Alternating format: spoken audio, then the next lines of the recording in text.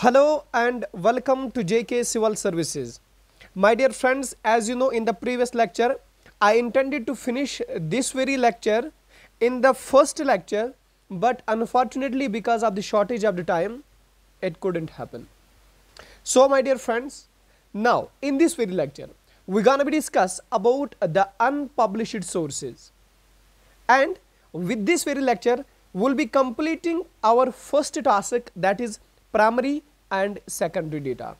So my dear friends, आज का lecture, अभी का लेक्चर बड़ा ही खूबसूरत होने वाला है. इसमें हम करंट अफेयर भी थोड़ा सा कवर करने की कोशिश करेंगे, जिसमें संभावना है, जिसमें क्वेश्चन बन सकता है करंट अफेयर के रिलेटेड, वो क्वेश्चन भी हम इसमें कंप्लीट करेंगे दोस्तों. सो इस लेक्चर को ध्यान से सुनना, अच्छे से समझना, और हम भी कोशिश करेंगे आपको अच्छे से पढ़ाने के लिए. So my dear friends, without wastage of much time, let's get started. तो पहले हमने पिछले लेक्चर में बात की पब्लिश्ड सोर्सेज के बारे में. अभी हम बात करेंगे अनपब्लिश्ड सोर्सेज के बारे में. दोस्तों अनपब्लिश्ड क्यों? दोस्तों दो टर्म से बना है, अन एंड पब्लिश्ड. यानी विदाउट पब्लिकेशन, यानी आपने डेटा कलेक्ट करके रखा है, आपने डेटा बिल्कुल आपके पास है, कोई आता है आपको बोलता है भाई मुझे वो डेटा दे दो, क्योंकि आपने वो पब्लिश नहीं किया है. देखो दोस्तों, पब्लिश्ड डेटा में हमने बात की थी, पब्लिश्ड डेटा में हमने बात की थी, यहां पे गवर्नमेंट पब्लिश करता है या सेमी गवर्नमेंट ये इस डेटा को पब्लिश करता है, फिर कोई भी आके वेबसाइट से उठा के ये डेटा आपको बोल सकता है.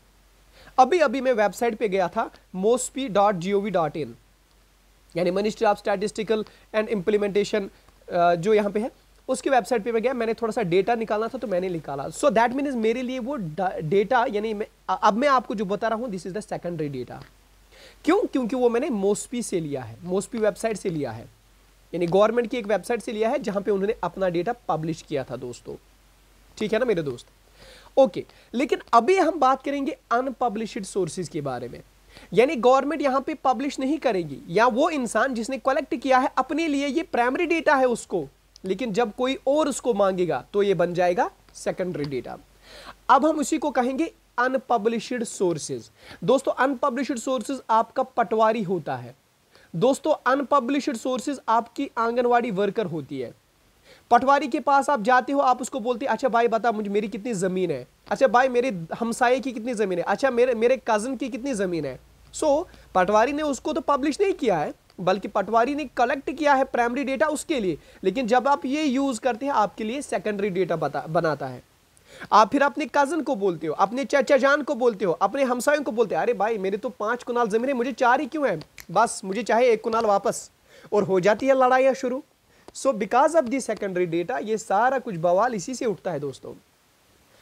अनपब्लिश्ड सोर्सेज की बात हो रही है. सो अब हम अनपब्लिश्ड सोर्सेज की बात करें तो बताएंगे क्या?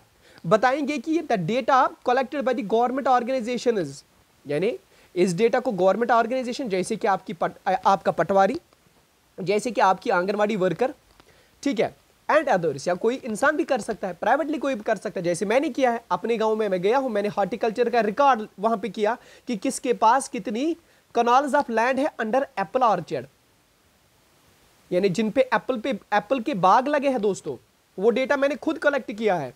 सो मेरे लिए वो प्राइमरी था. अब मुझे अगर कोई जूनियर कल को आता है, बोलते हैं उमर भाई मुझे वो डेटा दो, ठीक है, मैं अपनी इसका कॉपी पेस्ट करके अपने यूनिवर्सिटी में दिखाऊं, सो this is the secondary data for him. Okay मेरे दोस्त. So generally it is for self use and office record. जैसे मैंने पटवारी के लिए बोला आपको, पटवारी यानी इसके लिए ये सेल्फ यूज है, या ऑफिस रिकॉर्ड के लिए है, या आंगनवाड़ी वर्कर इसके लिए ये सेल्फ यूज है, कितनी लैक्टेटिंग मदर्स है, कितनी प्रेग्नेंट मदर्स है, कितनी एडोलसेंट गर्ल्स है. ठीक है ना दोस्तों? And these data are not published, इसीलिए तो नाम है अनपब्लिश्ड सोर्सेज. मसला खत्म. आ जाओ दोस्तों, अब हम पढ़ेंगे थोड़े से टर्म्स, जैसे precautions in the use of secondary data.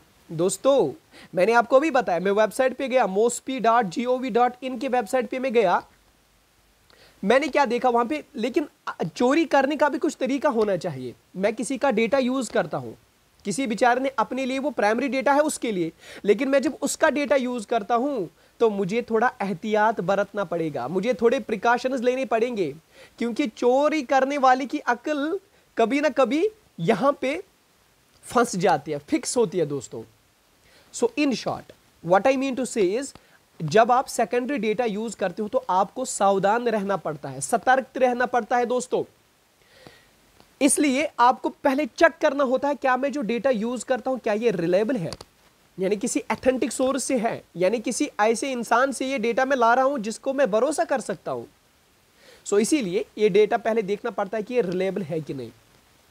Suitable, क्या ये जो मैं लोगों को बता रहा हूं क्या ये सूटेबल भी है कि नहीं, यानी जो रिसर्च मुझे है, जो काम मुझे दिया गया है, क्या यही डेटा मैं लाके लोगों को पहुंचा सकता हूं। देखो दोस्तों, सूटेबल की बात मैं कैसे करूंगा। देखो यहां पे मुझे कल एक प्रोजेक्ट मिलेगा दोस्तों, मुझे कल प्रोजेक्ट एक मिलेगा। उस प्रोजेक्ट में मुझे बताया जाएगा कि उमर भाई आप जाओ अपने गांव में देखो कि आपके गांव में कितने एडोलसेंट गर्ल्स है और बॉयज है। ठीक है, adolescent, suppose girls, adolescent girls कितनी है आपके विलेज में, ठीक है ना दोस्तों। अब मैं क्या करूंगा, मैं तो पूरे गांव का चक्कर नहीं लगाऊंगा ना, मैं तो सीधा जाऊंगा आंगनवाड़ी वर्कर के पास। मैं बोलूंगा उसे सिस्टर या मदर आप मुझे प्लीज एडोलसेंट गर्ल्स का लिस्ट दीजिए कौन कौन है और मुझे बताइए कितने हैं। दोस्तों अगर इस आंगनवाड़ी वर्कर ने अच्छे से काम किया होगा और सारे एडोलसेंट गर्ल्स को उसने अपने डेटा में ऐड किया होगा, ये आंगनवाड़ी वर्कर के लिए प्राइमरी डेटा है दोस्तों, याद रखना। मेरे लिए ये सेकेंडरी है क्योंकि मैं मांगता हूं ना इससे। ओके, इन शॉर्ट अगर इस आंगनवाड़ी वर्कर ने अपना काम बखूबी किया है, अच्छे से किया है, तो मेरा रिजल्ट भी सही, मैं भी सही। अगर इसी ने कुछ गड़बड़ी की है तो मेरे डेटा में भी गड़बड़ी ऑब्वियसली आएगी। सो पहले मैं चेक करता हूं रिलायबल है कि नहीं, क्या ये आंगनवाड़ी यहां पे अच्छा काम करती है कि नहीं, क्या उसने सारे यहां पे इंक्लूड किए हैं कि नहीं। Number second thing, suitable. अरे भाई अगर मैं इस आंगनवाड़ी के पास जाता हूं, मुझे पहले चेक करना है कि मुझे क्या दिखाना है। बेसिकली मेरा प्रोजेक्ट क्या है, मेरा प्रोजेक्ट है मुझे देखना है एडोलसेंट गर्ल्स कितनी है इस विलेज में। लेकिन अगर मैं जब इस आंगनवाड़ी के पास जाता हूं, अगर इसने मुझे डेटा दिया रीसेंट डेटा यानी 2021 का डेटा, आज क्या चल रहा है, आज चल रहा है फरवरी, चलो जनवरी की बात करेंगे। अगर इसने मुझे जनवरी 2021 तक ये डेटा रीसेंट डेटा दिया तो ठीक है, देन इट इज सूटेबल। लेकिन अगर ये मुझे 2012 का डेटा देती है दोस्तों, 2012 से 2021 तक कितने एडोलसेंट्स बने होंगे, और ज्यादा बने होंगे, और ज्यादा, और जो एडोलसेंट्स थे वो कन्वर्ट हुए होंगे यंग में अब, है ना दोस्तों। सो इन शॉर्ट मुझे यहां पे ख्याल रखना होता है इन चीजों के लिए। जो मैं चोरी करता हूं, अब जो मैं डेटा लाता हूं किसी प्राइमरी इंसान से, क्या वो मेरी इंक्वायरी के लिए पर्पस है, क्या वो पर्पसफुल है, क्या वो सूट करेगा मेरी क्या वो सूट करेगा मेरे रिसर्च प्रोजेक्ट में, ठीक है ना दोस्तों। And one more thing, one more precaution, एक सावधान, एक सतर्क यहां पे बरतनी है, जहां पे whether the data is adequate, क्या ये डेटा सफिशिएंट है। देखो सफिशिएंट कैसे दोस्तों, मैं यहां पे एज एन उमर, मुझे यहां पे क्या प्रोजेक्ट दिया गया ये मैंने आपको बताया, एडोलसेंट गर्ल्स का लिस्ट। मैं जाता हूं आंगनवाड़ी वर्कर के पास दोस्तों, आंगनवाड़ी वर्कर के लिए प्राइमरी डेटा, मेरे लिए सेकेंडरी डेटा, प्राइमरी डेटा मेरे लिए secondary data. Okay my dear friends, लेकिन अगर आपको पता होगी ये आंगनवाड़ी वर्कर बस एक मोहल्ले के लिए होती है, यानी 40 या 50 घरों तक यानी ये होती है, लिमिटेड होती है, इसीलिए एक गांव में कम से कम 3 या 4 आंगनवाड़ी वर्कर्स होते हैं। लेकिन दोस्तों अगर मैं सिर्फ एक आंगनवाड़ी वर्कर के पास गया, मुझे तो पूरे गांव का डेटा ही नहीं मिलेगा। So that means this is inadequate. इसीलिए मुझे 3 या 4 आंगनवाड़ी वर्कर्स के पास जाना पड़ेगा ताकि मेरा जो डेटा होगा वो एडुकेट होगा, वो बराबर होगा, ठीक है ना दोस्तों।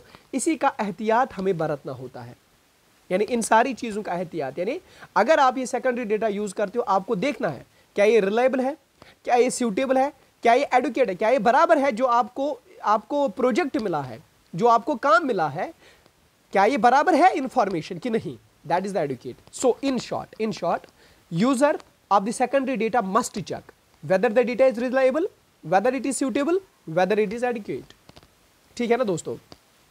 ओके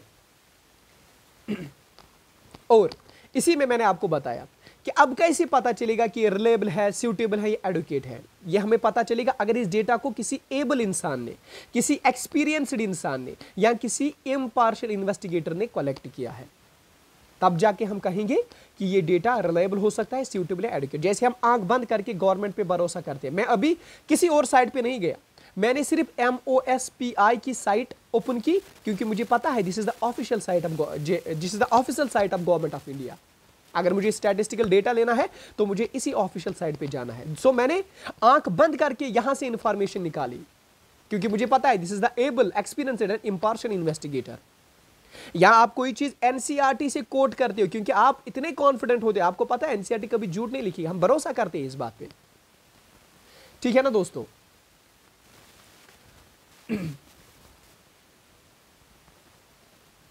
दोस्तों इसी चीज को चेक करने के लिए क्या ये डेटा रिलायबल है, सूटेबल है, एडुकेट है, इस चीज को चेक करने के लिए हमें यहां पे बहुत सारे पॉइंट्स दिमाग में रखने हैं। कौन कौन से पॉइंट्स यहां पे मैंने लिस्ट दिया है, 1 2 3 4 लाइक दिस एंड दैट। पहली बात, अगर तुम चोरी करते भी हो ना, यानी ये प्राइमरी डेटा किसने अपने लिए यूज किया है, लेकिन अगर आप इसके डेटा को चुराते हो और यूज करते हो दैट मींस ये आपके लिए सेकेंडरी डेटा बन जाता है दोस्तों। अब आपको एहतियात बरतना है, वो मैंने बताया, लेकिन क्या चीजें आपको दिमाग में चलनी पड़ती है, रखनी पड़ती है कि आप यहां पे इस डेटा को यूज कर सकते हो, इस वाले डेटा को यूज कर सकते हो। पहली बात ये आपको पता होनी चाहिए कि ये एबल एक्सपीरियंस और इम्पार्शियल इन्वेस्टिगेटर ने ये डेटा लिया है, ठीक है ना दोस्तों, ये मैंने ऑलरेडी एक्सप्लेन किया है। दूसरी बात, ऑब्जेक्टिव एंड स्कोप, क्या जो आपका ऑब्जेक्टिव है, यानी जो चीज आपका ऑब्जेक्टिव है, मेरा ऑब्जेक्टिव क्या था, to find out the list of adolescent girls, यानी इस विलेज में कितने एडोल्सेंट गर्ल्स है, ये मेरा ऑब्जेक्टिव था, ये मेरी एम थी, ये मेरा स्कोप था। आप अगर आंगनवाड़ी वर्कर के पास जाओगे ना, आपको तभी जाना है अगर आपको ये पता होगी कि आंगनवाड़ी वर्कर का भी क्या यही स्कोप है, क्या उसका भी यही ऑब्जेक्टिव था कि गांव में चेक करना कि कितने एडोल्सेंट गर्ल्स है। अगर ठीक है तो आपके लिए सफिशिएंट डेटा है। So that means in short अगर प्राइमरी वाले का यही मकसद था जो आपका मकसद है, फिर आप जाके इसका डेटा यूज कर सकते हो। जैसे कि मैंने आपको बताया, मैंने अपने गांव में सर्वे किया हॉर्टिकल्चर के रिलेटेड। अगर मेरा जूनियर कल आएगा कोई, उसको भी यूनिवर्सिटी वाले यही काम देंगे ना, वो क्या करेगा, वो तो गांव में नहीं घूमेगा, मेरे गांव में वो तो बिल्कुल मुझे बोलेगा उमर भाई आपने डेटा तो कलेक्ट किया है, आप मुझे अब ये दो। अब कौन इतना मेहनत करेगा, फिर से गांव में जाएगा, क्योंकि यही तो है, हम एक ही गांव में तो रहते हैं ना, तो यही तो डेटा आएगा, अब आप मुझे ये डेटा दो। लेकिन वो कब बोलेगा मुझे ये डेटा दे, जब मेरा एम एंड ऑब्जेक्टिव उसके एम एंड ऑब्जेक्टिव से मैच करता हो, ठीक है ना दोस्तों। ओके, इसी तरह से एक और बात दिमाग में रखनी होती है, that is method of collection. जो मेथड मैंने यूज किया है, क्या उस बंदे को भी वही मेथड यूज करना था? अगर सेम है तो ये ऑब्वियसली इसका डेटा ले सकता है दोस्तों, अगर मेथड ऑफ कलेक्शन दोनों के सेम होंगे। इसी तरह से time and condition of the collection, देखो दोस्तों, अगर टाइम सेम, जैसे मैंने अभी एग्जांपल दी थी आपको, अगर मुझे अभी जनवरी 2021 के लिए, यानी जनवरी 2021 तक मुझे चाहिए कि गर्ल्स कितनी एडोलसेंट है मेरे गांव में, अकिनगाम गांव में कितनी गर्ल्स एडोलसेंट है, एडोलसेंट गर्ल्स का लिस्ट। तो ये तो अगर आंगनवाड़ी वर्कर ने अभी तक अपडेटेड ये किया होगा तो ठीक है, मैं ये यूज कर सकता हूं इसका। अगर इसका ये अपडेटेड नहीं, अगर ये 2012 का है, यार मुझे किस काम का फिर। या ये ऐसी बात हुई कि फॉर एग्जांपल अगर आपको यहाँ पे डेटा निकालना होगा कि आप बताओ कितने लोग मरते हैं, दिन में कितने लोग मरते हैं। दोस्तों ये डिफरेंट डेटा आएगा तब अगर हम वार टाइम और पीस टाइम, कभी वार टाइम था ना, सेकंड वर्ल्ड वार जब हुआ, अगर कोई अभी वेबसाइट पे जाएगा, लेकिन वो वेबसाइट उस पे डेटा होगा सेकंड वर्ल्ड वार का, वो देखेगा उसमें दिन में 1 लाख लोग मरते थे, लेकिन आज दिन में इंडिया में फॉर एग्जांपल 20 पीपल मरते हैं, वो बोलेगा नहीं 1 लाख मरते हैं। अरे बेसिकली उसने क्या किया, उसने वार टाइम की रिपोर्ट यहां पे चुरा ली है, उसको तो चोरी करना भी नहीं आया, उसको तो नकल करना भी नहीं आया। सो दोस्तों इस बात का ख्याल रखना है कि आप जो डेटा ले रहे हो, क्या उसमें टाइम बिल्कुल वही है जो आपको चाहिए, कि या ये किसी पुराने टाइम का डेटा है, ठीक है ना दोस्तों। इसी तरह से डेफिनेशन ऑफ यूनिट, यानी अगर आपको कोई यूनिट यूज करनी है, क्या उस बंदे ने भी वो किया है। फॉर एग्जांपल मैं आंगनवाड़ी वर्कर की ही बात करूंगा दोस्तों, यहां पे अगर मैं देखूंगा एक बच्चे को कितनी न्यूट्रिशन दिन में देनी पड़ती है, तो उसको 10 ग्राम चना, फॉर एग्जांपल 2 ग्राम ऑयल, ठीक है, फॉर एग्जांपल 3 ग्राम बिस्किट, ऐसा कुछ करके। अगर आंगनवाड़ी वर्कर ने भी ग्राम्स में ही लिया होगा तो ठीक है, मेरे लिए तो इजी होगा, लेकिन तब मेरे लिए मुश्किल है अगर आंगनवाड़ी ने उसको अगर आंगनवाड़ी ने इसको केजीज में लिया होगा तो मुझे फिर ये डेटा पहले कन्वर्ट करना है ग्राम्स में, तब जाके मैं इस डेटा को यूज कर सकता हूं दोस्तों। अब हम बात करेंगे एक्यूरेसी के बारे में। एक और चीज जो आपके दिमाग में रखनी है, दैट इज एक्यूरेसी। यानी अगर डेटा एक्यूरेट ना हो, अगर प्राइमरी डेटा एक्यूरेट ना हो तो आप इसको डिस्कार्ड कर सकते हो। If it is not accurate you have to discard it. आप किसी और सोर्स में जाओ, किसी और सोर्स में ढूंढो, तब जाके वो लाओ। यानी you have to get the accurate data. दोस्तों ये बात हो रही थी सेकेंडरी डेटा के बारे में। इसमें हमने पढ़ा सोर्सेज के बारे में। एक तो हमने पढ़ा पब्लिश्ड सोर्स और अनपब्लिश्ड सोर्स। दोस्तों अभी ये बात यहीं पे समाप्त नहीं होती। अभी सेकेंडरी डेटा के दो और सोर्सेज हैं, that is census of India and NSSO report and publication. दोस्तों ये क्वेश्चन बहुत बार एग्जाम में पूछा गया, the source of secondary data, और इसमें यही दो पॉइंट्स थे, census of India and NSSO report and publication. दोस्तों ये आपके स्टैटिस्टिक्स के नेट एग्जाम में भी ये क्वेश्चन आया है, इसीलिए शायद आपके एग्जाम में भी बन सकता है ये क्वेश्चन, इसीलिए इसको नोट डाउन करो। There are two important sources of secondary data. दो और सोर्सेज है सेकेंडरी डेटा के, एक तो है आपका सेंसस ऑफ इंडिया और NSSO रिपोर्ट एंड पब्लिकेशन। ये ऑलरेडी हमने पब्लिश्ड डेटा में, पब्लिश्ड सोर्स में डिस्कस किया है, लेकिन यहां पे हम इसको विस्तार से डिस्कस करेंगे। दोस्तों पहले देखेंगे सेंसस ऑफ इंडिया के बारे में। सेंसस ऑफ इंडिया के बारे में जो हम सेंसस कर, this is the decennial publication of government of India. यानी हर 10 साल के बाद जो रिपोर्ट आती है, जो पब्लिकेशन आती है, उसको हम कहते हैं decennial publication of government of India. इसको पब्लिश कौन करता है दोस्तों? ये क्वेश्चन आपके एग्जाम में बन सकता है। Published by registrar general and census commissioner of India. कौन इसको पब्लिश करता है? Registrar general and census commissioner, यानी RG and CC। Registrar general and census commissioner of India, census of India को यहां पे पब्लिश करता है। दोस्तों क्वेश्चन बन सकता है आपके एग्जाम में।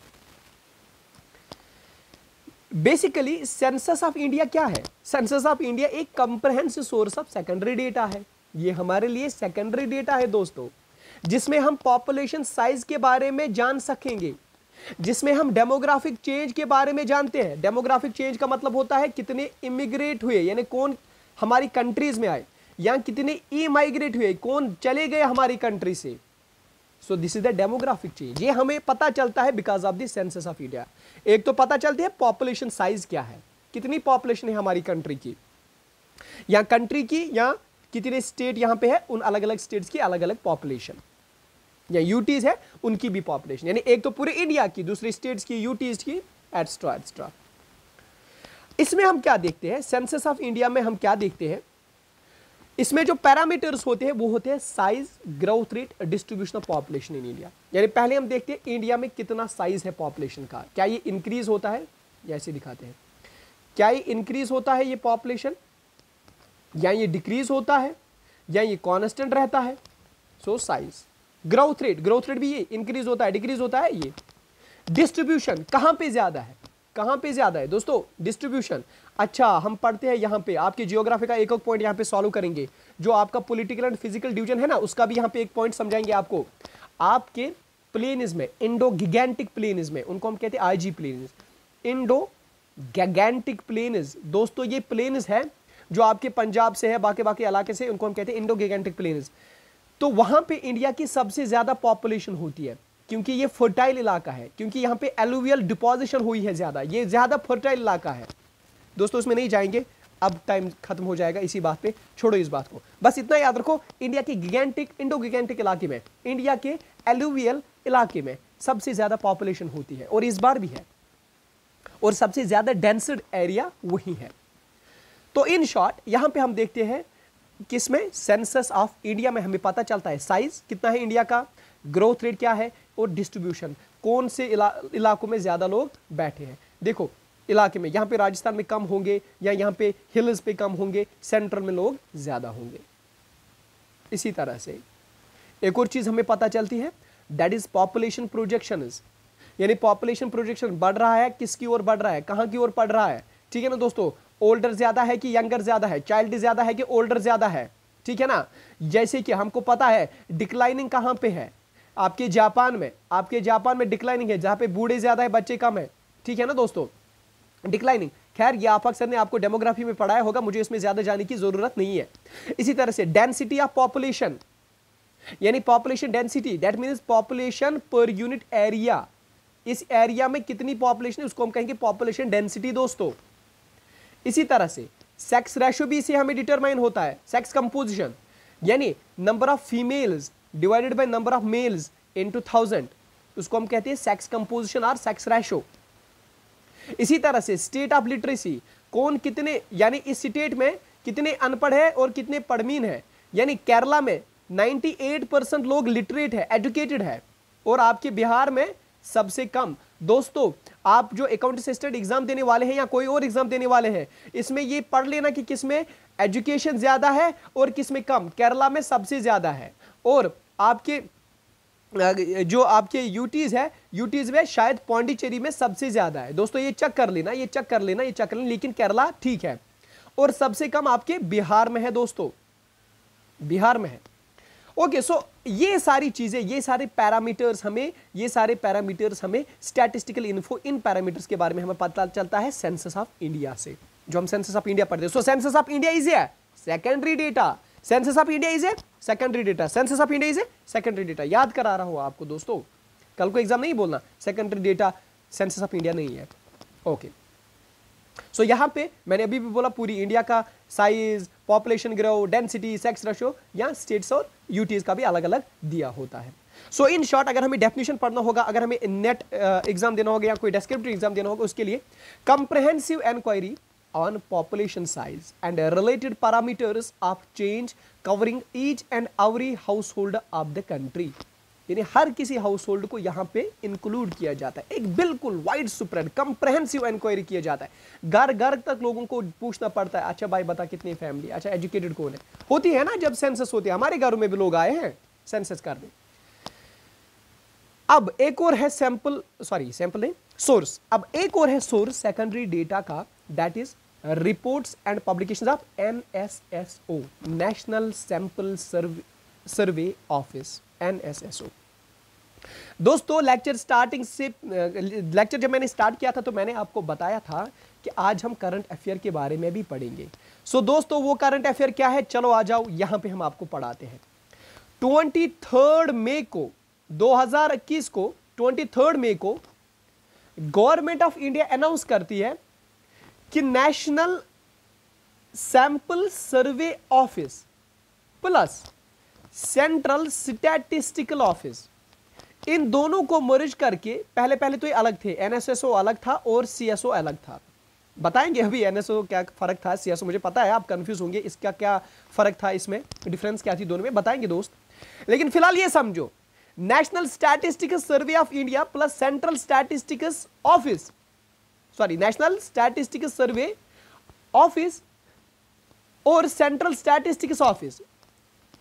फिर से ये क्वेश्चन आ सकता है एग्जाम में, इसकी डेफिनेशन भी आ सकती है, इसका जो हम कहते हैं ना CSO की फुल फॉर्म, वो आ सकता है एग्जाम में। CSO मतलब सेंट्रल स्टैटिस्टिकल ऑफिस और NSSO मतलब national sample survey office.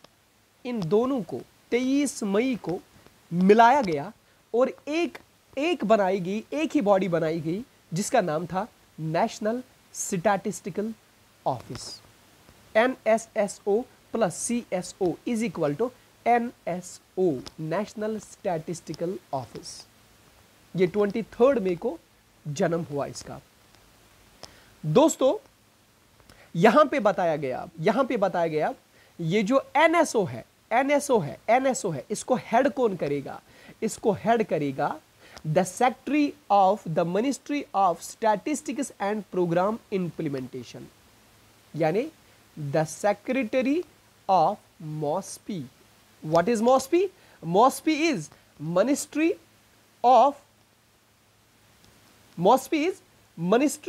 Of statistics and programme implementation, MOSPI। फिर से रिपीट करेंगे, ministry of statistics and programme implementation. दोस्तों इस चीज को रट लेना, ये एग्जाम में बन सकता है ये क्वेश्चन।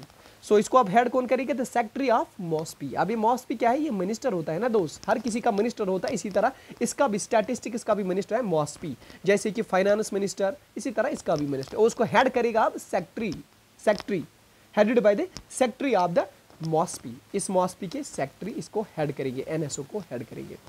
लेकिन दोस्तों जो मैंने अभी आपको बताया था, डिफरेंस क्या था इस सीएसओ और एनएसएसओ में? ये जो सीएसओ है ये बेसिकली यहां पे आपको मैक्रो इकोनॉमिक्स को कवर करती है, यानी आपकी जीडीपी, आपके इंडस्ट्रियल प्रोडक्शन, आपके इन्फ्लेशन, सबको ये यहां पे एनालिस्ट करती है, एनसर्कल करती है आपकी सीएसओ, यानी मैक्रो इकोनॉमी को, जीडीपी या इन्फ्लेशन यानी महंगाई कितनी है, इन्फ्लेशन होता है, डिफ्लेशन होता है, डिसइन्फ्लेशन होता है, डिफ्लेशन होता है। दोस्त अगर वो हम आपको पढ़ाएंगे तो ज़्यादा यहाँ पे टाइम होगा। यहाँ पे ये मान के चलिए this is the general price line, ठीक है। अगर जनरल प्राइस लाइन से ऊपर प्राइस चला गया this is inflation, general price line से नीचे चला गया प्राइस दैट इज डिफ्लेशन, ठीक है ना दोस्तों। फिर डिसइन्फ्लेशन क्या होता है? जब इसके कर्व से थोड़ा हम नीचे आएंगे, इन्फ्लेशन से थोड़ा नीचे आएंगे, that is towards the general price line, उसको हम डिसइन्फ्लेशन कहते हैं। खैर ये हम आप समझने की बिल्कुल भी जरूरत नहीं है, ये शायद आफाक सर ने आपको पढ़ाया होगा इकोनॉमी में, यहाँ पे बिल्कुल भी समझने की जरूरत, बस हम आपको थोड़ा सा समझाना चाहते थे कि इन्फ्लेशन क्या होता है। ओके दोस्त, so this was about your CSO. अब एनएसएसओ की क्या बात थी? एनएसएसओ की फंक्शन क्या थी? एनएसएसओ यहाँ पे लार्ज स्केल सर्वे करता था on health, on education, on household expenditure, on other socio-economic indicators, ठीक है ना दोस्तों। सो इसीलिए NSSO था। शायद ये आपके एग्जाम में क्वेश्चन आ सकता है, इसलिए हमने थोड़ा सा डिटेल्ड यहां पे आपको पढ़ाया। ओके दोस्त, so government organisation under Ministry of statistics and programme Implementation, NSSO, ये मैंने आपको पहले ही बताया, इसके अंडर ही था, इस मिनिस्ट्री के अंडर ही था। This organisation conducts regular sample survey to collect the basic statistical info relating to various economical activity. किस किस एक्टिविटी के बारे में ये सर्वे करते हैं? ये मैंने आपको बोला, हेल्थ के बारे में, एजुकेशन के बारे में, हाउस होल्ड एक्सपेंडिचर के बारे में, सोशल और इकोनॉमिक इंडिकेटर जो भी बाकी है उनके बारे में, ठीक है ना। दोनों में, रूरल में भी और अर्बन में भी, यानी दोनों में, गांव में भी और शहरों में भी ये ऐसे ऐसे स्टैटिस्टिकल सर्वे करते थे दोस्तों। इसके फिर बाज़ाब्ते तौर पर रिपोर्ट्स आते हैं, यानी क्वार्टरली रिपोर्ट्स आते हैं, यानी 3 महीने के बाद ये रिपोर्ट्स आते हैं इनके। जैसे कि 74th राउंड ऑफ एनएसएसओ सर्वे में जो हुआ था 1 जुलाई से लेकर 2016 से लेकर जून 30, 2017, यानी जो यहाँ पे 74th राउंड ऑफ एनएसएसओ सर्वे हुआ था, बेसिकली वहां पे क्या देखा गया? Focused survey on service sector, यानी सर्विस सेक्टर पे देखा गया। सर्विस सेक्टर कौन होती है? आपका टर्शरी सेक्टर दोस्तों, जिसे आप सर्विस सेक्टर भी कहते हैं, यानी teaching, this is the service. जैसे लॉयर है कोई, डॉक्टर है कोई, ये सर्विस होती है, सर्विस सेक्टर में आते हैं दोस्तों। इसी तरह से ये आपको चीज याद रखने की जरूरत नहीं है, बस लेटेस्ट याद रखो, लेटेस्ट याद। 75th हुआ था यहाँ पे house hold consumption, health and education के बारे में, लेकिन 75th में एक ऐड किया गया था एक पार्ट, दैट इज PLFS, यानी पीरियोडिक लेबर फोर्स सर्वे, जिसमें हमें यह देखते हैं कि लेबर फोर्स क्या हो रहा है, कहां पे हो रहा है, कितना हो रहा है, ठीक है ना दोस्त। 75th में ऐड हुआ था, 75th राउंड ऑफ NSSO। इसी तरह से जो मैंने अभी तक लेटेस्ट देखा वो मैंने देखा 76th राउंड 2018 से लेकर दिसंबर 2018 तक। अगर आपको और भी इसका लेटेस्ट मिल रहा है, यानी दिसंबर 2018 के बाद, मुझे बताना, कमेंट सेक्शन में बताना। तो यहां पे ये हुआ था, सर्वे हुआ था ड्रिंकिंग वाटर में, sanitation, hygiene, housing conditions and disability, यहां इन चीजों पे ये सर्वे हुआ था दोस्तों। ये चीजें आपको याद रखने की जरूरत नहीं, बस मैं आपको समझा रहा हूं एनएसएसओ कहां पे सर्वे कर रहा है। और मैंने आपको अभी भी बोला ये किस मिनिस्ट्री के अंडर आता है? Ministry of statistics and programme Implementation. अब इसको मर्ज किया गया है ना सीएसओ के साथ, यानी एनएसएसओ प्लस सीएसओ को मर्ज किया गया है, एक ही बॉडी बनाई गई है एनएसओ। और इसके जो मिनिस्टर 2018 में थे, 2019 में थे, यानी जो रिसेंटली उसके मिनिस्टर थे वो थे श्री DV सदानंदा गौड़ा। लेकिन अब जो नए हैं, जो अभी है रिसेंट लेटेस्ट, जो मॉस्पी यानी Minister of statistics and programme Implementation, वो है राव इंदरजीत सिंह। यानी सदानंद गौड़ा को आप यहां पे क्रॉस करना और इंदरजीत सिंह को आप टिक कर लेना, क्योंकि अभी यही है इंदरजीत सिंह, आपके बीजेपी के लीडर है एक, वही है इसके मिनिस्टर, यानी MoSPI, minister of statistical and programme implementation. कौन है? राव इंद्रजीत सिंह। यही याद नाम रख लेना और इसको ज़रब देना दोस्तों। अब आप बोलेंगे सर आपने क्यों लिखा, क्योंकि ये जो 76 यहां पे हुआ था ये इसी के अंडर हुआ था, तब ये थे। ओके दोस्त, यहां पे statistical data collected by NSSO are released through it is quarterly journal सर्वेक्षण and it is reports known as NSSO report.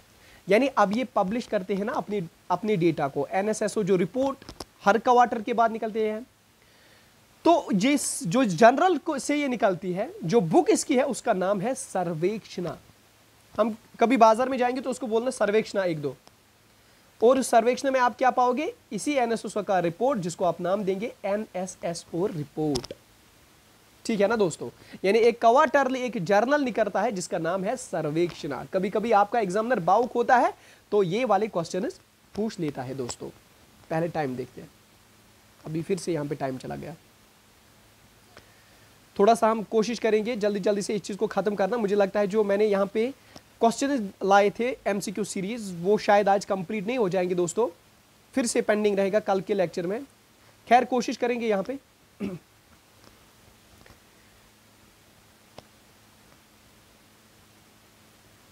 अभी तक हमने एनएसएसओ के बारे में पढ़ा, एनएसएसओ इसके बारे में पढ़ा, लेकिन एग्जामिनर ऐसे भी क्वेश्चन पूछ सकते हैं। आप बताओ एनएसएसओ जो रिपोर्ट है, इस रिपोर्ट में किसके बारे में बात होती है?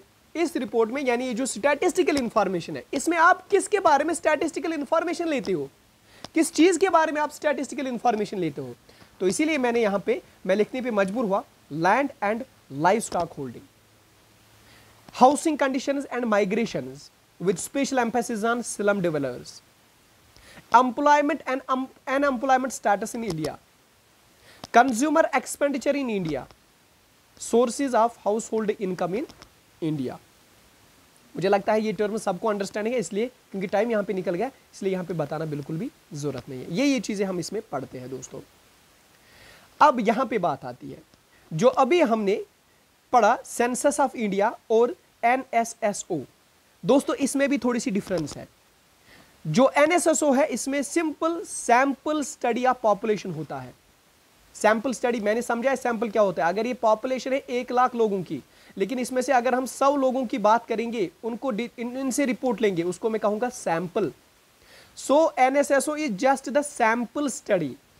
दोस्तों यहां पे पूरी पॉपुलेशन को गिना नहीं जाता है, अलग अलग घरों में हर घर में जाके नहीं पूछा जाता है। बेसिकली यहां पे एक सैंपल को चुना जाता है, उसी पे ये प्रिडिक्शंस किए जाते हैं। लेकिन सेंसस ऑफ इंडिया इससे अलग है। सेंसस में हमें हर घर में जाना पड़ता है, हर घर में पूछताछ करना पड़ता है। अच्छा बताओ कितने बच्चे, अच्छा कौन कौन पढ़ता है, अच्छा कितनी एज है बच्चों की, अच्छा कमाता कौन है, कितनी आमदनी है। यानी जब घर घर में हम ये चीज बोलते हैं उसको मैं कहूंगा सेंसस। लेकिन अब अगर किसी सैंपल पे हम प्रिडिक्शन करेंगे, यहाँ पे एजुकेशन कितनी है, यहाँ पे सेक्स रेशो कितना है, यहाँ पे हेल्थ कैसा चल रहा है, सो उसको मैं कहूंगा एनएसएसओ। ठीक है ना दोस्तों? ओके। अब यहां पे एक और क्वेश्चन जो आपके एग्जाम में बन सकता है। आप बताइए कि इंपॉर्टेंट एजेंसीज कौन कौन है नेशनल लेवल पे विच collect process tabulate statistical data, जो इस स्टैटिस्टिकल डेटा को कलेक्ट करते हैं, उसके बाद प्रोसेस करते हैं, उसके बाद टैबुलेट यानी बिल्कुल बाज़ाब्ते तौर पर आपके लिए पब्लिश करते हैं। कौन कौन से है वो? तो दोस्तों वैसी एजेंसीज 4-5 है। चलो पढ़ते। एक है एनएसएसओ, इसके बारे में हमने बात की। दूसरा है आरजीआई यानी रजिस्ट्रार जनरल ऑफ इंडिया, और तीसरा है डीजीसीआईएस यानी Directorate General of Commercial Intelligence and Statistics, और चौथा है LB that is Labour Bureau. दोस्तों ये है 4 ऐसी एजेंसीज इंडिया की नेशनल लेवल पे जो कलेक्ट करते हैं, प्रोसेस करते हैं और टैबुलेट करते हैं स्टैटिस्टिकल डेटा को। दोस्तों यहीं पे मुझे लगता है कि कंक्लूड करना पड़ेगा आज के लेक्चर को। नहीं थोड़ा सा और टाइम देते हैं, 5 मिनट में ही हम क्वेश्चन कंप्लीट करेंगे, क्योंकि कल का लेक्चर हम क्यों ज़ाया करेंगे। 5 मिनट और एक्स्ट्रा लेंगे और इस क्वेश्चन को आज ही कंप्लीट करेंगे। दोस्तों आपका सिलेबस मैं जल्दी से जल्दी खत्म करना चाहता हूं, क्योंकि आपको भी थोड़ा सा यहाँ पे रिलीफ मिले कि हमारा सिलेबस खत्म हो गया। ऐसा नहीं कि हम कोई चीज़ छोड़ते हैं, बट ऐसा है कि जो चीज़ अंडरस्टूड है या जो चीज़ हमने ऑलरेडी रिपीट की है वो चीज़ें हम बार बार बोलने की कोशिश नहीं करते हैं। चलो दोस्तों यहाँ पे मल्टीपल चॉइस क्वेश्चन करते हैं। पहला question, data collected for the first time from the source of origin is called. जो डेटा हमने पहली बार किसी से लिया from the source of origin, यानी for example source of origin क्या होता है दोस्तों, जहां से इंफॉर्मेशन निकलेगी, और इंफॉर्मेशन निकलेगी तो उसको मैं कहूंगा प्राइमरी डेटा दोस्तों।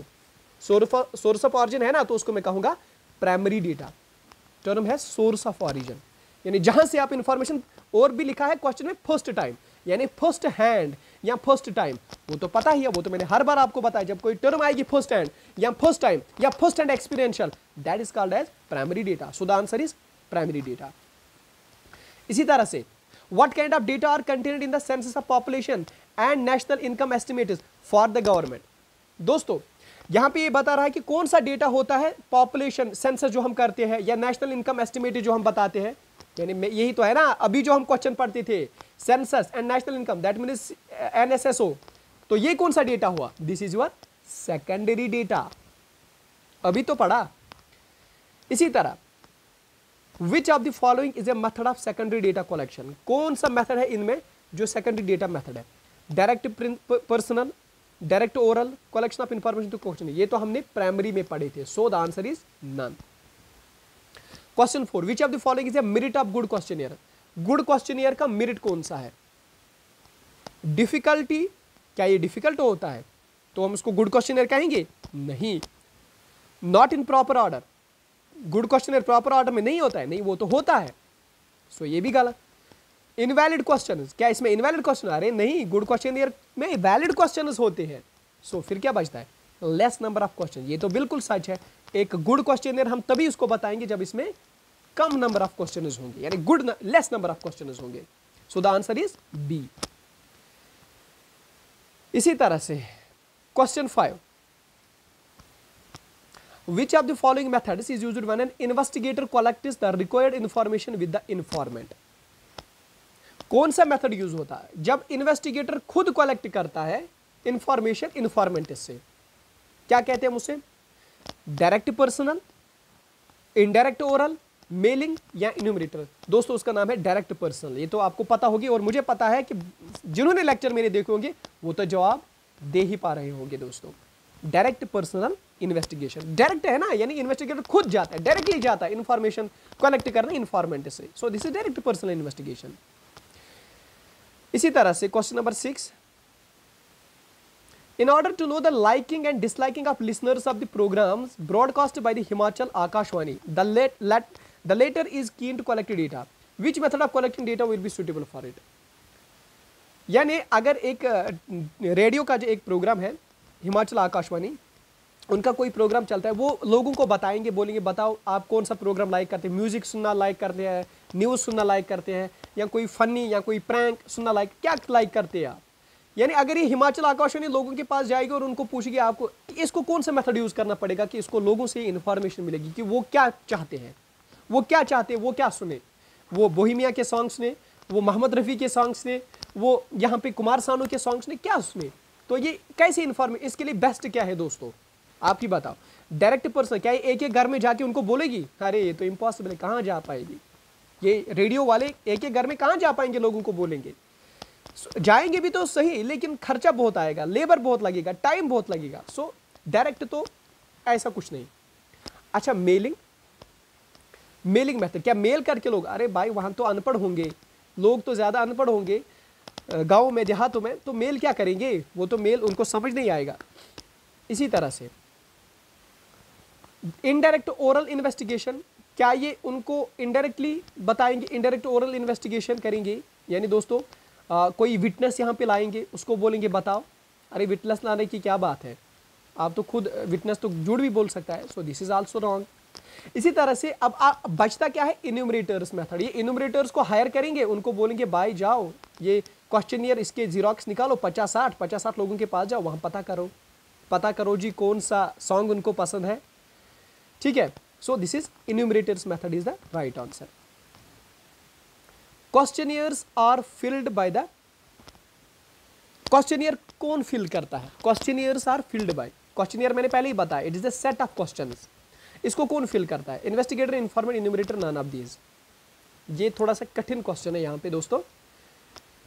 क्वेश्चनियर को फिल करता है इन्वेस्टिगेटर, तो कभी फिल नहीं करता, ये तो पता है, नन ऑफ दीज तो नहीं आएगा। अब बचता है इन्फॉर्मेंट्स और इन्यूमरेटर, दोस्तों दोनों फिल करते हैं। अगर ये क्वेश्चनियर है तो इन्फॉर्मेट फिल करेगा, अगर ये शेड्यूल है तो इन्यूमरेटर फिल करेगा। अगर इन्यूमरेटर इनके पास जाता है तो इन्यूमरेटर खुद क्वेश्चनियर फिल करेगा। सो दोस्तों ऐसी हालत में करिए क्या, ऐसी हालत में इन्यूमरेटर को टिक करेंगे, क्योंकि इन्यूमरेटर इनके पास जाता है तो यही खुद करता है, ये खुद फिल करता है क्वेश्चनियर। ठीक है ना दोस्तों, ओके। इसी तरह से question number 8, last question, which of the following is a source of secondary data. Secondary data का सोर्स क्या है दोस्तों? Government publication, private publication, reports published by the state bank of India, all of these.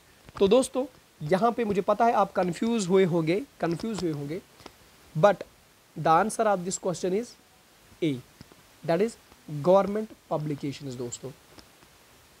क्यों? चलो अब बात करें। Government publication हमें पता है this is the source of secondary data, क्योंकि इसी लेक्चर में तो हमने ये पढ़ा है। लेकिन दोस्तों अब हम दूसरे ऑप्शंस के बारे में बात करेंगे। प्राइवेट पब्लिकेशन जो होती है ये तो सोर्स ही नहीं होते सेकंड, क्योंकि हमें पता ही नहीं होता इनका मकसद क्या है, पर्पस क्या है, क्या ये ऑथेंटिक भी है, क्या ये एडुकेट है, क्या ये सूटेबल है, ये तो हमें पता नहीं होती। ठीक है ना दोस्त। इसी तरह से report published by the state bank of India, state bank of India जो रिपोर्ट यहाँ पे पब्लिश करती है, जो स्टेट बैंक ऑफ इंडिया यहाँ पे रिपोर्ट पब्लिश करती है, वो रिपोर्ट सिर्फ स्टेट बैंक का है, वो इनएडुकेट रिपोर्ट होगा, सारे बैंक्स का रिपोर्ट तो नहीं होगा वो। अगर आपको सारे बैंक्स का रिपोर्ट चाहिए सो ये उनके लिए प्राइमरी डेटा है, लेकिन यहाँ पे जो ऑथेंटिक है that is the government publication. Government publication is a source of secondary data. ठीक है ना दोस्तों। अगर इस क्वेश्चन में आपको कंफ्यूजन आता है, मुझे आप कल कोऑर्डिनेटर्स को आप फ़ोन कीजिए, मैं आपको अच्छे से समझा पाऊंगा, क्योंकि अभी टाइम लैकिंग है। मुझे लगता है ये क्वेश्चन आपको समझ आ गया। जल्दी से मैं टिक दूंगा किस क्वेश्चन का आंसर क्या है। डेटा कलेक्शन मेथड, तो पहले क्वेश्चन का आंसर है दैट इज ए, सेकंड का आंसर है दैट इज बी, थर्ड का आंसर है दैट इज डी जो तो हमने अभी से बात किया, फोर्थ का आंसर है फोर्थ का आंसर है बी, फिफ्थ का आंसर क्या है ए, ओके, सिक्स्थ का आंसर क्या है डी, सेवन्थ का आंसर क्या है बी, और एट्थ का आंसर क्या है दैट इज ए। दोस्तों अगर इस क्वेश्चन में 8th क्वेश्चन में कंफ्यूजन आता है मुझे कल बताओ and I will answer you. My dear friends, आपका primary and secondary data finish. My dear friends, कल से हम नया चैप्टर उठाएंगे और जल्दी से जल्दी आपकी स्टैट को कंप्लीट कराने की कोशिश करेंगे, क्योंकि इसके बाद फिर रिवर्स एंड लैक्स भी पढ़ना है, हिस्ट्री ऑफ इंडियन हिस्ट्री भी पढ़नी है, और अकाउंटेंसी एनसीईआरटी भी पढ़नी है। तो एक पोर्शन उठाएंगे, इसको जल्दी से जल्दी कंप्लीट करेंगे। My dear friends, bye.